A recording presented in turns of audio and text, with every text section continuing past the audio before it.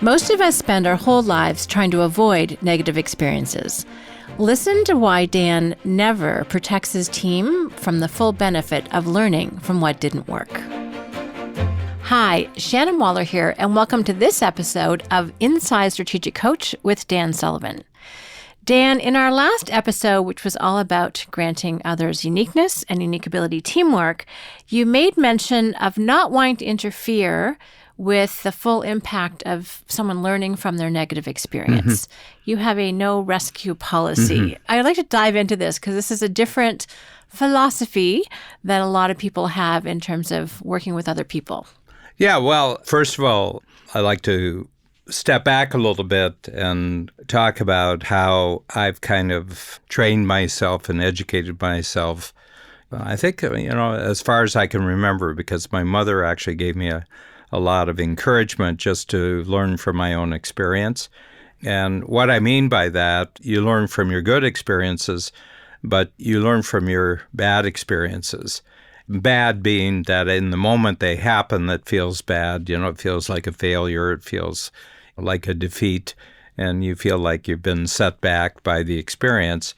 And my feeling is the badness of that experience over the long run is the fact that it happened to you and you didn't learn anything. So there's a possibility that it could happen again because not learning from the first time it happened, you're probably setting yourself up for it to happen a second time. And I have a personal goal that I fully appreciate the learning value of mistake, but I really have a passion for not repeating the mistake.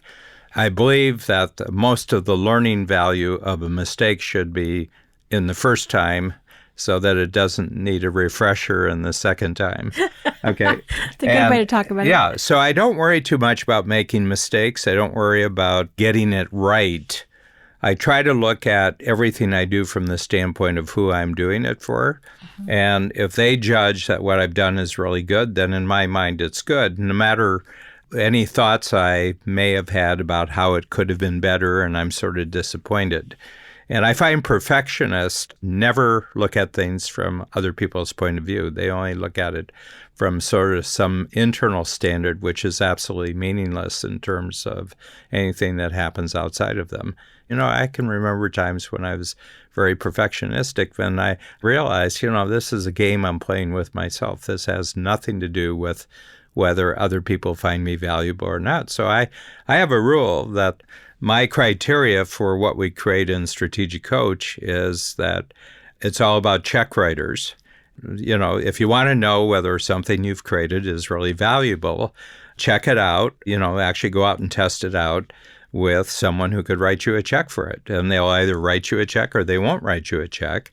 And if they don't write you a check, you can really turn that negative experience into a positive experience saying, okay, so if you were to write a check for this, what would have to change about it? Is there some part of it that's valuable that I should keep and then other parts I change? And you turn the rejecting check writer into a creative partner, And they'll tell you, they say, well, if you change this and this and this. And the other thing is you're kind of off base here because you think that I'm looking for this. And I'll tell you what I am looking for. I'm looking for this over here. But most people get rejected. They get a no and they back off. And they feel rejected. They don't transform the experience inside themselves, but they never learned anything from the other party in the presentation. And I'm putting this into marketplace context because that's entrepreneurism. The reality of our entrepreneurial lives is what happens between us and check writers in the marketplace. But I always turn my check writers into creative partners, and I don't get emotionally connected to something new that I create until I find out that the check writer has fallen in love with it. And when a check writer falls in love with my ideas, I like my ideas. Then you get to fall in love. I like my ideas, right, and everything else. But I just see it as a constant process. So what I've learned is not to interrupt my own learning, in relationship to negative experience, but just accept it fully and just take it on and say, okay, what happened here? And walk around it, go back, And I have a pretty good emotional memory. I have a pretty good conversational memory. So I remember what was saying. And I said, so how did I approach that? I said, that was really, really interesting. What was happening? And I'll just go back and I'll replay it and I'll just stay with it. And I said, okay, you didn't like the experience, but here it is. You've actually learned a lot from the experience. You didn't get cash as a reward, but you got learning as a reward. Mm-hmm. So if you accept that something is good, any experience is good, is if it either gives you cash or it gives you learning, and the best ones give you both. So that same attitude that I've applied to myself to get where I am in life, I also apply to everyone who's working with me. When they have a bad experience, and it doesn't work, I'll say, okay, so why don't we identify what did work? If there were things that you did that don't need changing, what were the good things you did? And you did that. Okay, it wasn't 100% setback. It wasn't 100% negative experience. It was this much. Now, what didn't work? And then they're freed up because they have some, first of all, I'm putting the ball in their court. I said, look, you're the one who has to do this again. You have to go into this experience again. So I'd just like to help you get the maximum learning from this so you can improve yourself. And maybe the system has to be.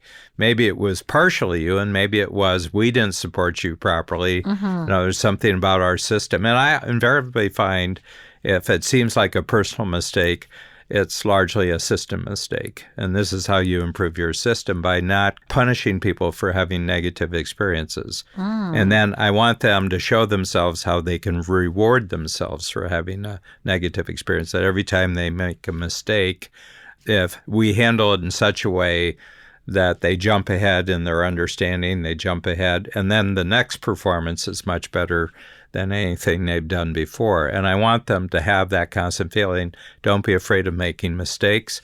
The only loss in a mistake is where you didn't get paid or you didn't learn anything, and that's a real loser. And then the chances are you'll repeat the mistake, and that's a double loser. Mm-hmm. So that's my attitude about the whole thing. So I never rescue people because I think you do a profound disservice to the person by rescuing them, because you've said there's an alternative to winning and there's an alternative to learning.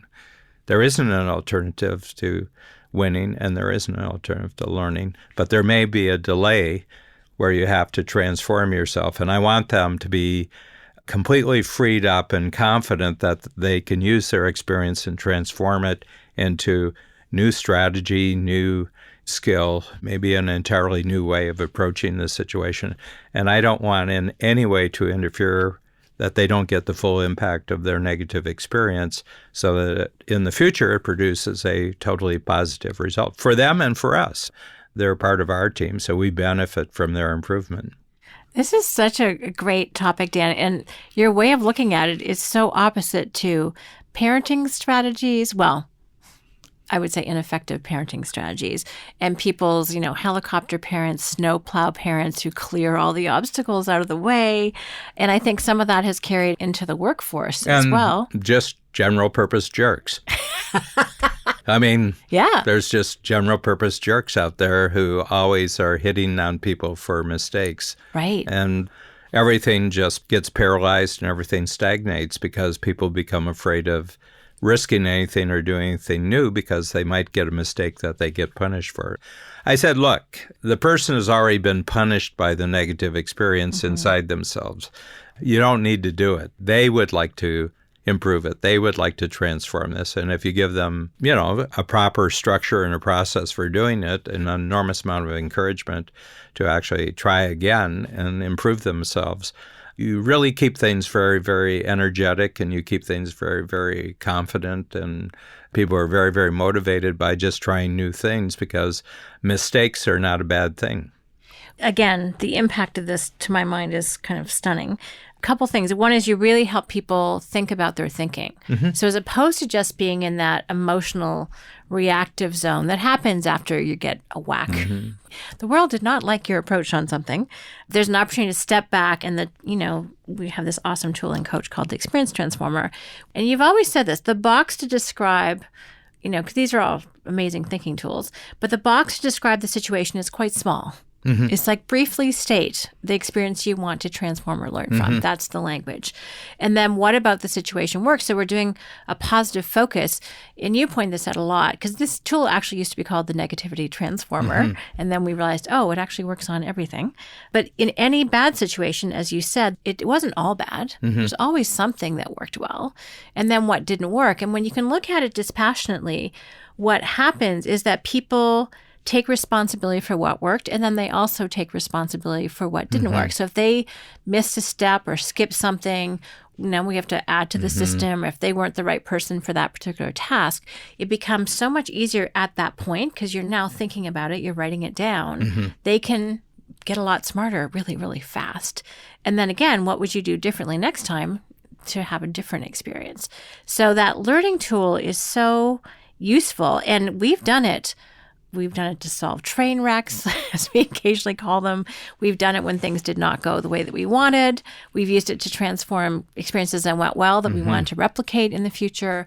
So there is this, when people live without being in fear of being punished, it's, as you said, creative, energetic, fun. People don't dread failing, and they enjoy risk taking because the only consequence is they'll win or they'll learn, which is a great environment and great entrepreneurial environment to be in. Yeah, and the interesting thing about that is the people who are most risk averse, because they don't want to be punished, actually cause the greatest breakdowns because they're not responding to changes they should be responding to. So invariably, the greatest, most expensive mistakes in society are bureaucratic mistakes, where people's status and their rewards, their greatest punishments in being in a bureaucracy is that they made a mistake, okay? And their greatest reward is that they played it safe. Right. But then the whole organization becomes risk-averse, and it stops responding to negative feedback. It begins defending itself and everything. It happens at the government level, corporate level. And I think that one of the reasons people choose to be entrepreneurs and then create entrepreneurial companies is that they want to be free throughout their work life from bureaucracy and being in like a bureaucratic environment. But if the entrepreneur himself exhibits the same behavior as a bureaucratic boss and punishes then you've just created a little bureaucracy, and it's worse because in a big bureaucracy, you got enough rooms and enough floors to get away from people. But in a little entrepreneurial bureaucracy, you have to be with the same people every time, and it's very stifling. And I said, if you want to be an entrepreneur and you really want to be freed up from kind of the cliched image of bureaucracies, then you got to approach mistakes and failure from a way that is completely different from the way that bureaucracy does this. And it's not about status, it's about transformation, but there's a lot of entrepreneurs who they're really great and they take big risks to become an entrepreneur. And then as they become more successful, they start looking like a corporate executive and they want the corner office. And I said, gee, what a terrible waste. You had everything going for you, and then you screwed it up by trying to be a corporate bureaucrat. It's so true. And having worked with team members who work for some of those people, it's not pretty, and they can't escape. Yeah, and I found that we're always leery of hiring people who have worked in big bureaucracies because they bring a lot of very unfortunate risk-averse tendencies because they've been punished. Yeah, they expect to be punished when they come here. And they have a lot to unlearn. Yeah. If someone detested being part of a large bureaucracy, then possibly. But if they loved it, then coach is not the place for you. Yeah, very true. And you can't hide.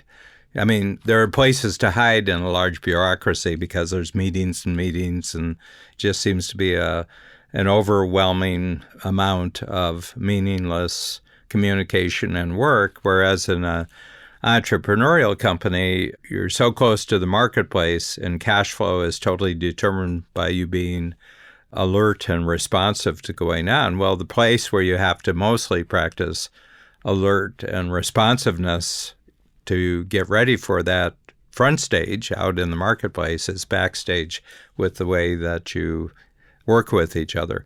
So anybody who works with me and gets in trouble, they have to know right up front, I'm not going to rescue them. And I'm not going to try to shield them from failure. I'm going to give them the absolute full benefit and the full impact of their negative experiences to learn from. And they'll grow really fast if they treat it as a positive thing rather than a negative thing. I love it, Dan. You've just coached all of us on how to be more creative in terms of our responses. And there's a fun little factoid that we mentioned before, but creative and reactive have the same letters rearranged. Different context. Very different context. Same components, different context. Yeah.